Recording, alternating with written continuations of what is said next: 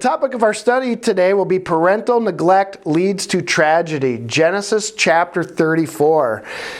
In the last chapter, Jacob displayed great traits of being a good shepherd by his use of wisdom, humility, and gentleness, which actually enabled him to avoid catastrophe with his long-lost brother Esau.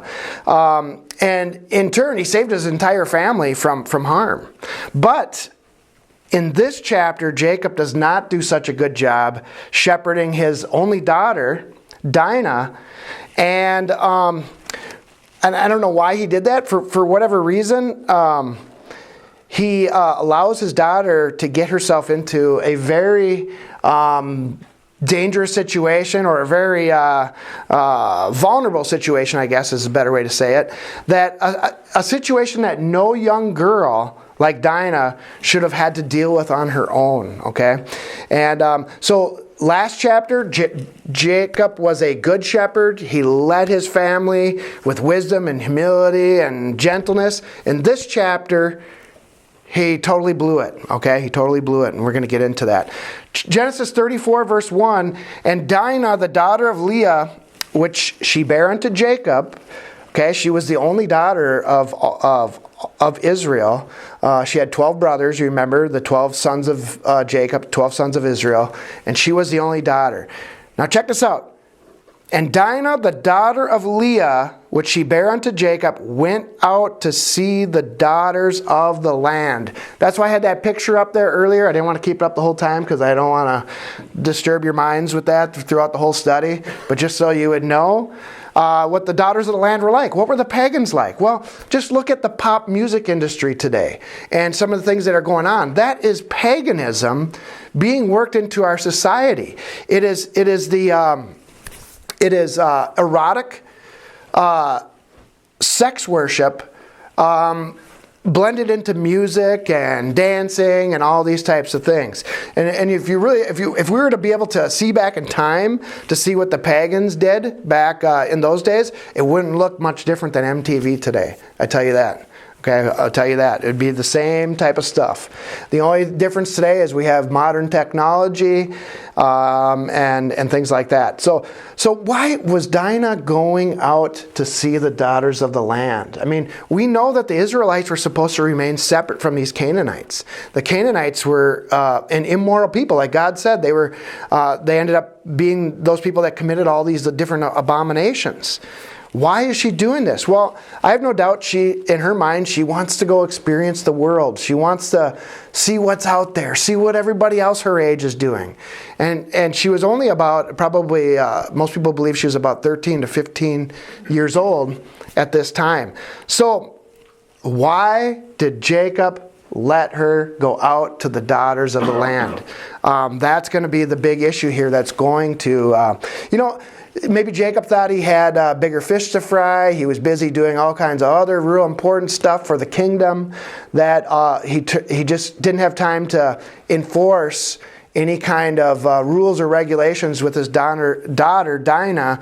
And maybe he didn't want to upset her. Maybe he didn't want to make her mad, feel like she was left out. I don't know.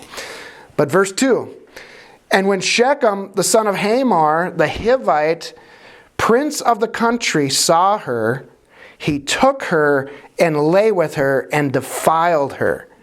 Okay? Again, remember, these Hivites were Canaanites. These were pagan peoples. So she was out, living it up with the daughters of the land, seeing what they were up to, seeing what's cool, what's hip and whatnot, and then this tragedy happens. She was left out there vulnerable without any guidance, without any protection, and this is what it led to. Okay? An act of fornication. Okay? Continuing on. No, I'll say this.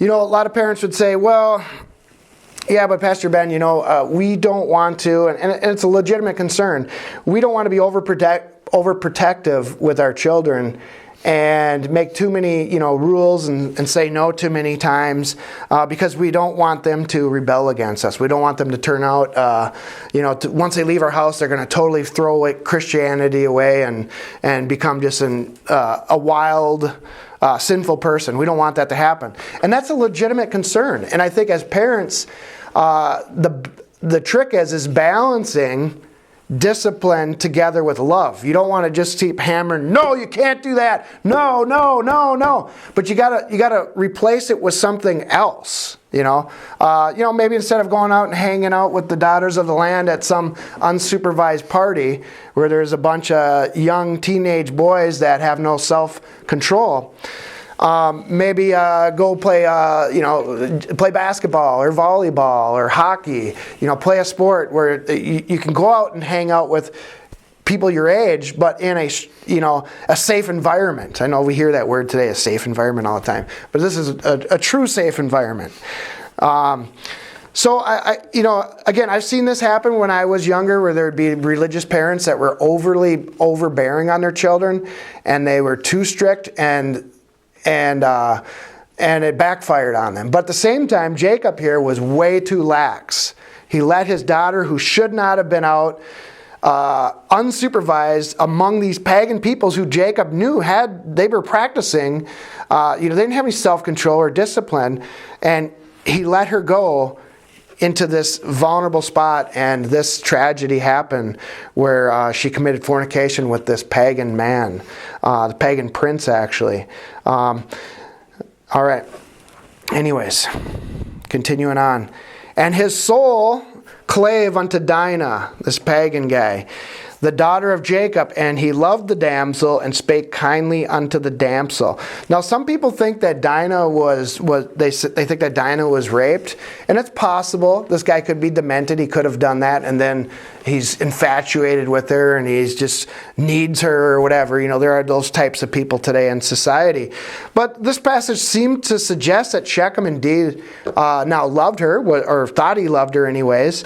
But we don't really know exactly what happened, but nevertheless, Shechem was guilty of, if he wasn't guilty of forcing Dinah, he was at least guilty of persuading Dinah to commit fornication. Had he truly loved her, he would have honored her purity and tried to do it the right way, even though the Israelites couldn't. But let's just put this in today's situation. If he truly loved her, he would have respected her purity and would have tried to do it the right way by asking for her hand in marriage before trying to lay with her unlawfully. Okay, and this is a lesson today. We're born in a society, and I'm not saying that all of us are perfect here. We're all sinners. We grew up in this pagan society, paganized society, I should say, where this sort of behavior is normal. Where fornication is not looked upon as something abnormal or something that is not right. And so most of our young kids, they just think this is what you do. This is what you do, because parents are not enforcing or instilling values and discipline in their children and teaching them the importance of purity and waiting till you're married before you can have this kind of physical contact with a person. Okay? So, as we're going to see in this chapter, fornication or sex outside of marriage has consequences, and it can cause a lot of suffering and heartache in many different ways that we don't even realize. All right, let me see. Some examples. Some would say, well, come on, this is, we're not living in the 1950s now. We're not living in the 1800s. This is the 2000s. Things have changed a lot. Well, guess what? God's word hasn't changed when it comes to fornication. Revelation 21 verse 7 says, he that overcometh shall inherit all things. I'm just going to quote some verses here about fornication. He that overcometh shall inherit all things. I will be his God, and he shall be my son. But the fearful and unbelieving and abominable and murderers, and here it is, whoremongers. These are those who commit fornication. That's what the word whoremongers means, okay? And sorcerers and idolaters and all liars shall have their part in the lake which burneth with fire and brimstone, which is the second death. So it is something that should be taken serious by Christians, but the reason we don't, and the reason why many Christians don't take it serious, the reason why many of us may not have taken it serious here in this room. I'm not trying to, obviously not trying to say we're holy, perfect people. We've been so all of our lives. The reason, it's because Christians are not taking this issue serious. But God's word says that fornicators are among the group of people who will not inherit the kingdom of God. Verse 14 of Revelation 22, it continues. I'm skipping on to another chapter in Revelation here. Blessed are they that do his commandments, that they may have right to the tree of life and may enter in through the gates into the city. Now check this out. For without our dogs, and dogs are homosexuals. You get that by the position in which they do their abominable act. And sorcerers, and whoremongers, and murderers, and there's that word again there. Whoremongers, that's fornicators, murderers and idolaters, and whosoever loveth and maketh a lie. So we see there, it was said twice that fornicators will not be in the kingdom of God. Now, of course, repentant fornicators will get into the kingdom of God. But if you become a Christian and you're baptized and you're born again, so to speak, and if you're living that lifestyle of fornication, I wouldn't be so comfortable in thinking you're going to make it into the gates of God's kingdom. I mean, it's a serious thing. I mean, this is what God says about it. Ephesians chapter 5, verse 1 says, Be ye therefore followers of God as dear children, and walk in love, which this is true love, not the love that Cory Booker and the social justice warriors are preaching.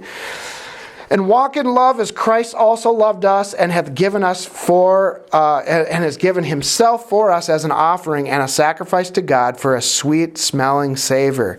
Now this is what he says. Paul says here in Ephesians. He's talking to the church here.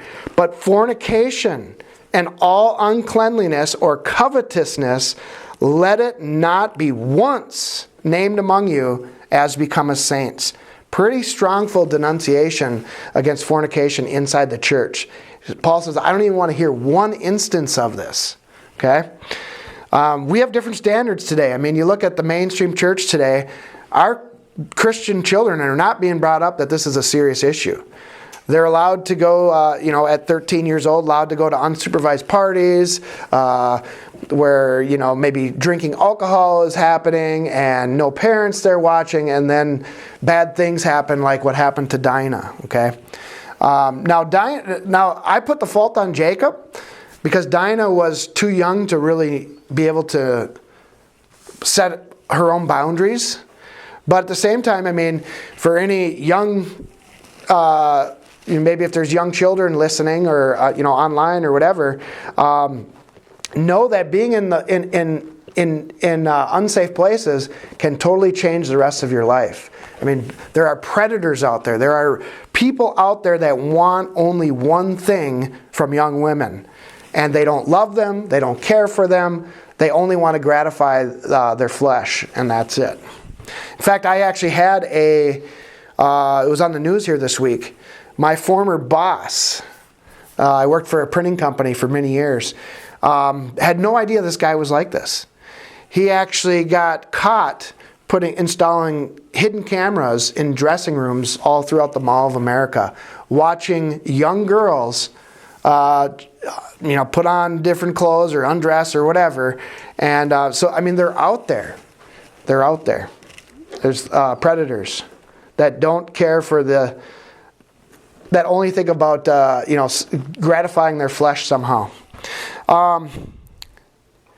Continuing on in Ephesians 5 verse 4, and then I'll get back to Genesis here. Neither filthiness, nor foolish talking, nor jesting, which are not convenient, but rather giving of thanks. For this you know that no whoremonger, nor unclean person, nor covetous man, who is an idolater, hath any, now underline this word in your mind, hath any inheritance in the kingdom of Christ and of God. Think about that. We're talking about birthrights. That's why I've kept this word up here all along. You might be thinking, why hasn't Pastor Ben changed this word? It's been up there week after week. It's because the whole book of Genesis is about the birthright. The privilege of being born into God's kingdom. Now, what Paul is saying here is you lose your birthright if you're going to continue down these other pagan paths of fornication, idolatry, covetousness. You will lose. He says, what does he say here? For this you know that none of these people, no whoremongers, will have any inheritance in the kingdom of God and of Christ. They will not enter into that kingdom, and they will not receive those things. This is one of those topics, that you feel like you don't want to be overbearing on because you don't want to come off as self-righteous or too like a holy Joe. But it's in the Bible. We cannot soften it. We got to take it serious. Be not ye therefore partakers with them, for you were sometimes darkness, but now you are light in the Lord. Walk as children of the light, okay? Don't do, like the society ladies up there, Katy Perry and all that. Those are children of darkness. They're doing dark things. They're trying to make darkness look glamorous by bright clothing and all that, but it's nothing but erotic, sensual, it's sex worship, to be quite frank with you guys, repackaged as pop music. And if you look throughout all of history, what did the pagans do? One of the things that they worshipped was sex and eroticism. Okay? All right. Moving back to Genesis 34. Genesis 34 verse 4, And Shechem spake unto his father Hamor, saying, Get me this damsel to wife. Now remember, this Shechem, he was a prince of the land, pretty important guy. His dad was a pretty rich man, and no doubt he's probably used to getting his way. Now he's like, Dad, that's what I want. Get her for me right now. I want her. And you might think, well, this doesn't really happen. We see it happen among rich kids today. They get away with a lot of stuff that they shouldn't because of mommy and daddy always giving them what they want. But this also happens today even with people who are not rich. A lot of parents will instead of disciplining their children or allow them to suffer some consequences for bad behavior, they cover for them, they coddle them, they protect them, and they try to make it right for them somehow. So obviously, Shechem really isn't that much different than a lot of young boys today in our generation. And Jacob heard that he had defiled Dinah his daughter. Now his sons were with his cattle in the field, and Jacob held his peace until they were come. So Jacob just got news about this, and this is not a good thing that your daughter would be defiled, especially by a pagan man. Makes it twofold worse. Genesis 34 verse 6, And Hamor the father of Shechem went out unto Jacob to commune with him. So now Shechem's father is going to meet Dinah's father, and he's going to have a conversation with him because obviously everybody knows about this now. Verse 7, And the sons of Jacob came out of the field, and when they heard it, and the men were grieved, and they were very wroth, because he had wrought folly in Israel in lying with Jacob's daughter, which thing ought not to be done. Okay, so Dinah's brothers were very angry when they heard that this happened. We know these brothers can be protective of their sisters. Their sister's not at the age of these types of things, but brothers, most brothers really cherish their sisters, and they don't want bad things to happen to them, and they're very mad. Think about it. If you grew up in a Christian family, and you were taught that this is wrong, like the Israelites were,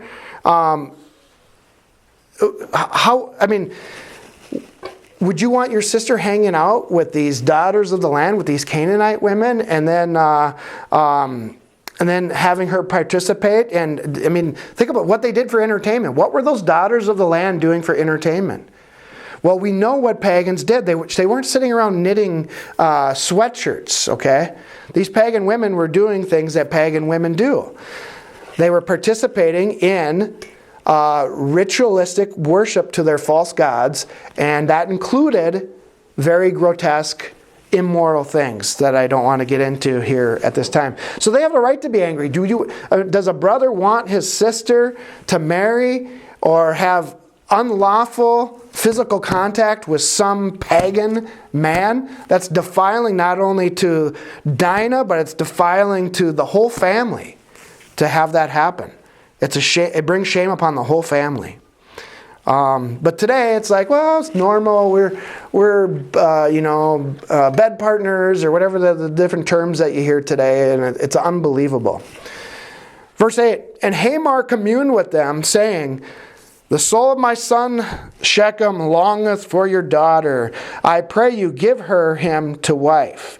Now notice, no sorry for what my son had done.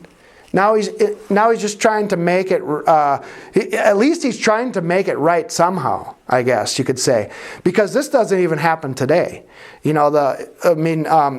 Fathers aren't even involved today if their sons are committing fornication with other women. It's like some fathers encourage it. Yeah, go son. Yeah, have a good time. Just be careful. Make sure you have special protective devices with you. And so think about it. If God was so angry at these pagans back then, what do you think He thinks about our society today? With what we allow to happen, especially as Christians, what we allow to happen. Think about that. God even said, or Jesus even said, when He was talking about the people who live in the last days or the last generation, He said it will be more tolerable for Sodom and Gomorrah in the day of judgment than it will be for this generation. Now I can kind of understand, because this pagan guy at least had some sense of decency to say, well, my son did this, he was wrong, and now, can he marry your daughter now? And let's just try to make this right, okay? But verse 9, and this is what he says in his plea to Jacob. And make ye marriages with us, and give your daughters unto us, and take our daughters unto you. Now think about that. If you've been studying Genesis up to this point, you know that that's not a good idea. Abraham's seed was supposed to stay separate. In fact, that's why Isaac couldn't just marry a Canaanite woman. He had to go. Abraham had to send a servant and find him a wife from hundreds of miles away. Same with Jacob. He couldn't just stay in the land of Canaan and marry one of those Canaanite women. He had to go hundreds of miles to find the right godly woman. Okay? So I want you guys to see something here, though. You see this. You see Shechem's father here. He's trying to get the Israelites to interbreed and intermix with his pagan family. Think about that.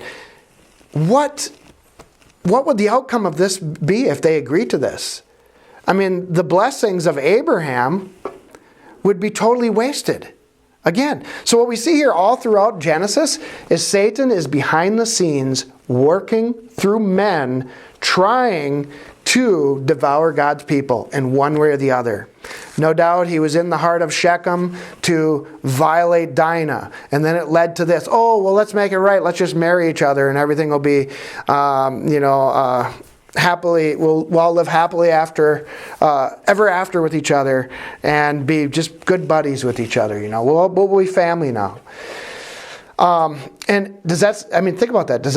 Let me read this verse here for a second. Verse 10, and you shall dwell with us, and the land shall be before you. Dwell and trade you therein, and get you possessions therein. In other words, marry us, be a part of us. We'll be one big happy family. We will, what's the word? Anybody got it? Coexist with one another. You see, all these warnings were given to us in the Bible all along. I have no doubt that God left this chapter in the Bible. It seems to be almost out of place. Why are we talking about Dinah now? We only usually talk about the sons of Israel. Now Dinah comes in the picture. It was a warning to fathers, because look at Jacob just had this heroic chapter where he averted catastrophe with Esau. He protected his family. He was just a hero guy. And now that same hero turns, through his neglect, allowed this whole situation to spiral out of control, and it's going to lead from one bad thing to the next. And but back to the coexistence. We're taught today that we ought to just coexist. We ought to tolerate. But the thing is, as we're going to see in a little bit here, the pagans have no intent. Satan's people have no intent of coexisting with us. That's only a temporary vehicle to get us to blend together with them so they can destroy us. Okay? And how do I know that? Well, it's one thing. We're living it. We're experiencing it today. First, it started out, we're going to have tolerate homosexuality. We'll coexist with one another. Now the homosexuals are saying, nope, we're not tolerating you. We're not coexisting with you. You bow down to us, and see how that works? Never works. You can never make a deal with the devil and come out on top. Genesis 34, verse 11, and Shechem said unto her father and unto her brethren, let me find grace in your eyes, and what shall you say unto me? I will give. So now Shechem's in there talking to Jacob, pleading with Jacob, saying, hey, let me find grace in your eyes. I'll give you whatever you want. I just want to marry your daughter. Verse 12, ask me never so much dowry. The dowry, we know, are payments for brides. And gift, and I will give according as you shall say unto me. But give me the damsel to wife. In other words, I will do anything for your daughter. You name the price, I'll give it to you. I just want to marry your daughter. Verse 13, and the sons of Jacob answered Shechem and Hamor, his father. Now check this out. Deceitfully. And said, because he had defiled Dinah, their sister. Now they're mad. Remember, they were pretty mad about this situation. I don't think their anger is going to cool off with this offer here. Verse 14, and they said unto them, we cannot do this thing to give our sister to one that is uncircumcised. That would be the equivalent of that today would be someone who is a non-Christian person. For that were a reproach unto us. Okay, so they said, no, I'm sorry, but we cannot do this. Our daughter cannot marry an uncircumcised person, a man. But in this we will consent unto you. If you will be as we be, that every male of you be circumcised, then we will give our daughters unto you, and we will take your daughters to us, and we will dwell with you, and we will become one people. We'll accept unity and diversity. We'll just blend together as one. But they were not telling the truth. They were not going to allow this to happen. Okay? If we take this on the spiritual level, this would be, circumcision was a symbol that you are in covenant with God back then. That was the old covenant symbol.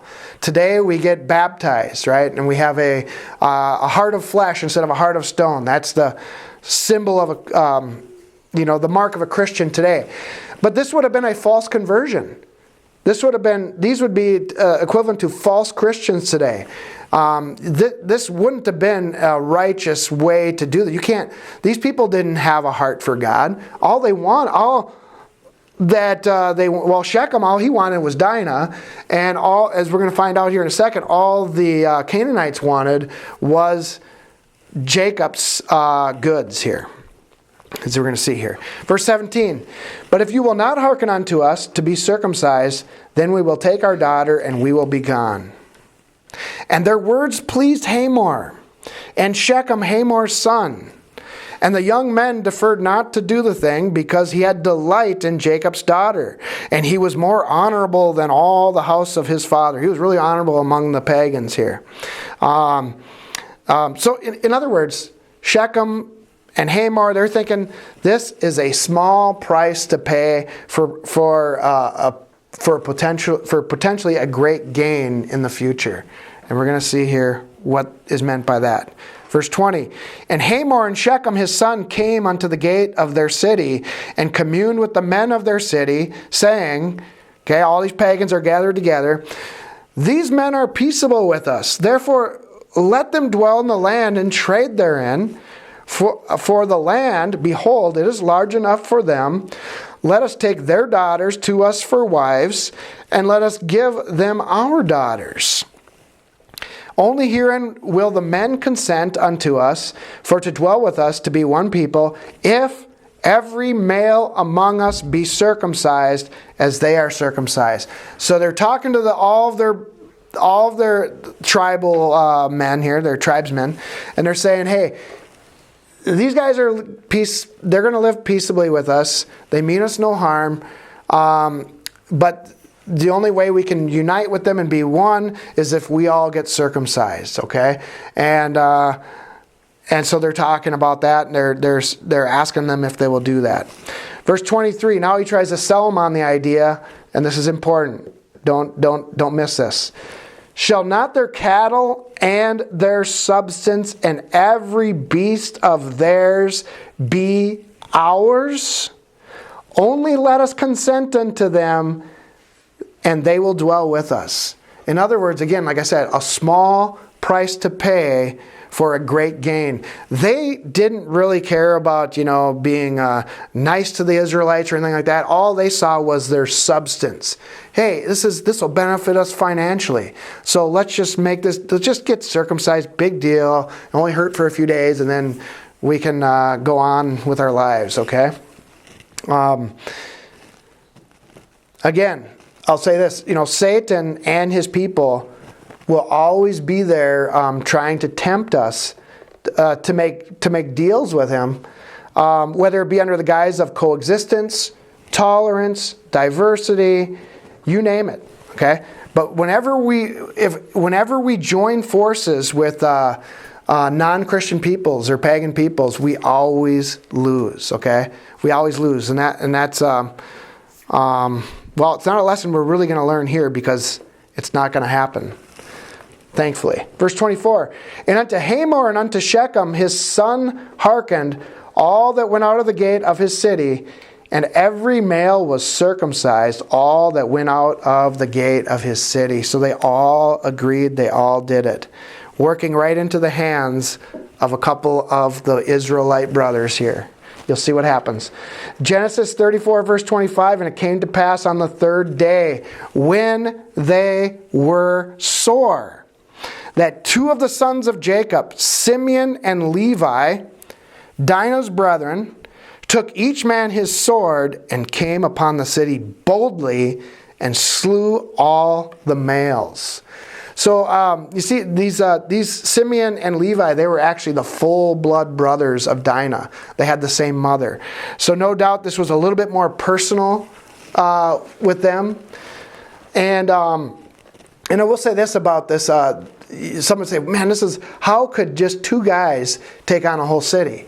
Well, that was the trick. They got these Canaanites couldn't move at this time. They were sore. They got circumcised, and they were, if you get circumcised in old age, you're not going to be able to be moving around fighting in combat into the third day of it.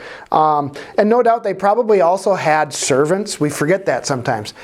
The Israelites weren't just Jacob and his 12 sons and his daughter and the wives. There were servants, men servants, women servants. They were a huge entourage of people that were a part of Jacob's family.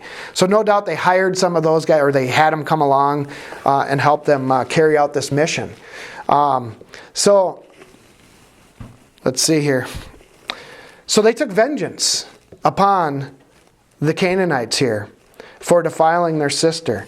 Verse 26, and they slew Hamor and Shechem his son with the edge of the sword, and took Dinah out of Shechem's house and went out. Now there's a little key there.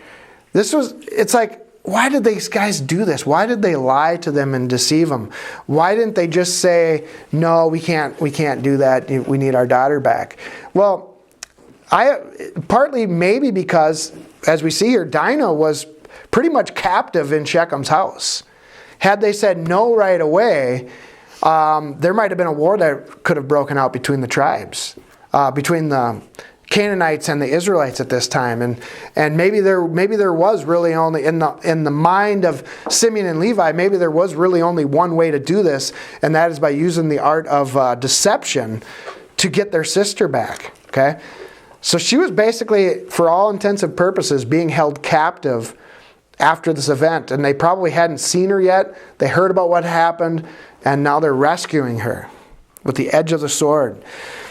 The sons of Jacob came upon the slain and spoiled the city because they had defiled their sister. Okay, they said this is said many times, because they had defiled their sister. They took it serious back then, and Christians used to take it serious in America, but now it doesn't seem to matter. It's normal.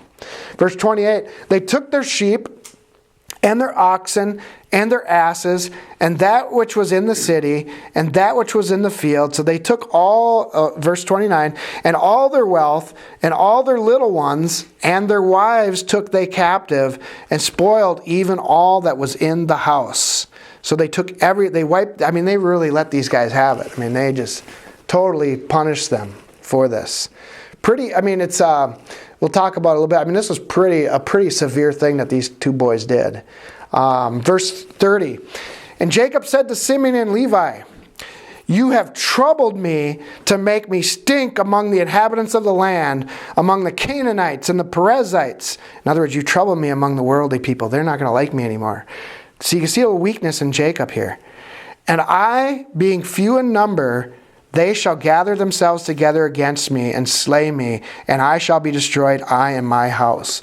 In other words, Jacob is saying, hey, when all the Canaanites hear about what you boys did, they're gonna come after me and destroy our family. Why did you do such a thing? Okay, why did you do such? Why were you so violent? Okay, and this is what they said. And they said, they're still mad. You can see that in their voice here. Should he deal with our sister as with an harlot?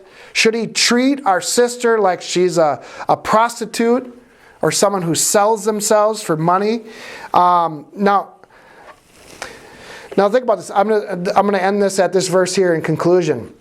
Now Jacob was upset about how his boys handled this, and I guess rightfully so. This was a brutal tactic that Simeon and Levi carried out. There's no question about that. But had Jacob actually did his job and protected his daughter, this whole thing would have been avoided in the first place. So now his boys are now think about this. Because of Jacob's neglect in parenting, all of this trouble is now brought upon his family. His boys were put in the position where they had to defend their sister's integrity. They had to defend the family's honor. And they wouldn't have been put in this position had Jacob done things right in the first place. Dinah had no business whatsoever hanging out with these pagan Canaanitish women, especially at 13 to 15 years old, knowing what kind of things these people do. This wasn't a secret to Jacob. So that's why I place the blame squarely on his shoulders for the most part. Nothing good could have come out of Jacob letting this happen, okay? But he let her go out anyways. But now I guess we could look at this. But now that they're in the mess, probably the better response of the brothers would have been, like I was saying, no, I'm sorry, we're not going to do that. Let us just take our sister back. Let us take our daughter back, and then we'll part ways. One of the problems with that, though, is maybe that a war could have broken out. The other problem would have been that now the Canaanites were allowed to defile the Israelites. And news would spread that and cast shame upon the Israelites among all the Canaanitish tribes that Jacob's weak. He let his daughter out. Our people defiled her, and then they ran away, scared, and didn't do anything about it. Okay, so I don't know what the best answer would have been, but I know doing nothing would have been a sign of weakness among the Canaanites. And in the next chapter, we'll actually see that the fear of the Canaanites actually feared the Israelites after this event. So I don't want to spoil that too much, but just kind of recapping again here. So Jacob's failure to prevent this situation from happening in the first place led to no easy way out. And I think we should let that be a lesson for us today. If our neglect can cause situations like what happened here to spiral out of control, it's better to deal with it. It's better to face these challenges of leadership, whether as parents or leaders of whatever, head on, before they spiral out of control, and there's no good way of dealing with it other than something, terrible for somebody, okay? So, anybody have any questions or comments? I think the only thing that was wrong there was that they didn't go to Jacob. I think it was kind of a brilliant way of handling it as far as back then goes, and especially that it looks like it was more of a hostage rape kind of situation because she was held up there. You think even though that happened, she would come back home and be like, this is what happened, but it didn't. They had to go get her out of his house. Right. So would they rather battle them all healthy and strong, or battle them when they've all been circumcised? I think that's brilliant. It was a brilliant. So why didn't they go to Jacob? That's the weird thing. Maybe they thought he would have been like, no, boys, that's not the way to handle it. But at least, well then, it's still, I think that, I don't know, it's just weird that, because Jacob is the leader, and maybe he wouldn't have, maybe he would have, but he still would go to him. Ask, and then if he says no, then you can maybe be stupid and go against his, I don't know, I just think they could have all died if they wouldn't have done the circumcision bit. Right. If these guys were better fighters or whatever. But I also was wondering if that land was their land anyway, that was going to be given to them by God. Because I know there's other scriptures and things that talk about when the Israelites or the people went in and just wiped out cities because it's their land and they wouldn't give it to the Israelites. That would have been about 200 years later that Jacob's descendants would then, after being in captivity in Egypt for about 200 years, they would come out and then conquer those same peoples, Yeah. So if they would have intermarried with them, that would have just ended everything that God had promised. I mean, they would have become they would have become Canaanites if they would have intermixed. It's kind of like Christians today. If we intermix with the world, I'm not saying we can't ever be among the world and affect the world, but if you intermix with them, you're no longer really a Christian anymore. You're just part of the world. And that was the whole scheme here, I think, by Satan, was to allow or to have that happen. But even though their tactics were brutal, Simeon and Levi saved the family from totally throwing everything away. Yeah, in a pretty wise way. Yeah. And all of the things that Jacob had went through. I mean, like you're saying, he kind of sat passively back. Why didn't he say anything? He agreed. In his mind, it looked like he was there. He agreed to the intermarrying with the Canaanites. Because that was the plan. He didn't know that. I don't think he couldn't have known that Simeon and Levi did it deceitfully, because he got mad when he found out that they did deceive them. Yeah. So you can see that even Christians today, good Christians, don't take this issue very serious about intermixing with pagans and coexisting and all that kind of stuff. They don't take it they could be very good people and want to serve God in all these other ways, but when it comes to that issue, they're a little soft, And then you had the opposite extreme. You had Simeon and Levi, who showed were very cruel in how they handled this, as far as, it wasn't just the men that, all those other Canaanites that had nothing to do with this situation ended up paying the price for what had happened, Yeah, I'm not saying it's good that they went out and just slaughtered people, but if it is what it appeared to be, that she was being held basically hostage, I think it's very justified. Right. You could see how the rage could, I can understand that. Mm-hmm. You would have that rage that they took advantage of your little sister and, Right. Took away her purity. But where was the rage in Jacob? Right, that's the interesting thing. He held his peace, and so it showed he was a little bit upset, but not upset enough. Maybe he was still a little soft from his getting along with Esau. Yeah, maybe he was coming off of good, happy times. Yeah. Or you could think of Dinah like Israel, and Levi and Simeon like the two witnesses coming back and saving Israel. That's a good thought. Yeah. Israel is being defiled. That's true. That is true. Our daughters are being defiled by the pagans right now, and nobody's standing up and doing anything about it. I mean, look at, they got the Katy Perry, and I mean, all the youth are after they're full-fledged into paganism. And we just turn a blind eye. Oh, just let them hang out with the daughters of the land. I don't want to say no. Like the Taylor Swift I want my stuff. kids to be weird. Yeah. Taylor Swift, the most popular one of them all, and she had all those vipers and snakes Oh, on her yeah. stage. Dancing and with dragons and snakes. I think there was a dragon. There was like a whole bunch of It snakes. was like a serpent thing. Yeah. And serpents. But she's also totally off her rocker. Yeah, and she's like gone way down. women's lib and all that. Well, and Katy Perry, supposedly her father was a pastor, right?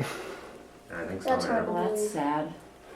Because that I always. He must not be a real one. It says, raise them up in the way of the Lord, and they shall return. I just pray that Yeah. they're not going to turn against, and that they'll come back. Yeah. No matter. But I also think a lot of people think they're raising them up in the way of the Lord, but they're raising them up in the way of the world's version Right. of the Lord. Yes. Definitely. Yeah. The Booker T, whatever Booker, his version of Yeah. Yeah. Christianity. Right. Yeah, that Booker guy twisted. Yeah, in a sense, that's what he's basically proposing to us. To just, just accept us pagans, and then everything will be fine. Yeah. Exactly. So I mean, you see how relevant these chapters are. I mean, a chapter like this, you'd think, well, before when I read it, I just thought, well, what? So what? What does this incident with Dinah have to really do with very much? It's kind of just seems like it's, years ago when I read it, it just seemed like it was just filler, Right. But now that you're a dad. Of Yeah. girls. Yeah. Now that I'm a dad, now it means a lot more to me with girls. Christian Overcomers is brought to you by the tithes and offerings of our listeners. If you would like to support our ministry, please go to ChristianOvercomers.com. God bless you, and thank you for your support. Mine eyes have seen the glory of the coming of the Lord. He is trampling out the vintage where the grapes of wrath are stored. He has loosed the fateful lightning of his terrible sword.